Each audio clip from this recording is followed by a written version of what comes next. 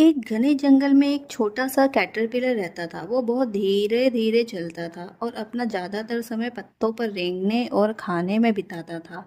वहीं एक छोटी चींटी थी जो बहुत मेहनती और तेज थी। वो दिन भर अपने काम में व्यस्त रहती और अपने घर के लिए खाना जमा करती रहती। एक दिन चींटी ने कैटरपिलर को धीरे धीरे चलते देखा और हंसते हुए कहा, अरे कैटरपिलर भाई, तुम कितने सुस्त हो। तुम मेरी तरह तेज क्यों नहीं चलते? कैटरपिलर ने मुस्कुराते हुए कहा, मैं अपने गति से खुश हूँ और मुझे पता है कि एक दिन मैं उड़ सकूंगा। चींटी को यह सुनकर और हंसी आई। उसने कहा, उड़ना? तुम और उड़ना, यह तो मजाक जैसा लगता है। कैटरपिलर ने कुछ नहीं कहा, बस मुस्कुराकर अपनी यात्रा जारी रखी। कुछ दिनों बाद वो अपने आप को कोकून में बदलने लगा। चींटी यह देखकर हैरान थी। कुछ समय बाद उस कोकून से एक सुंदर तितली निकली।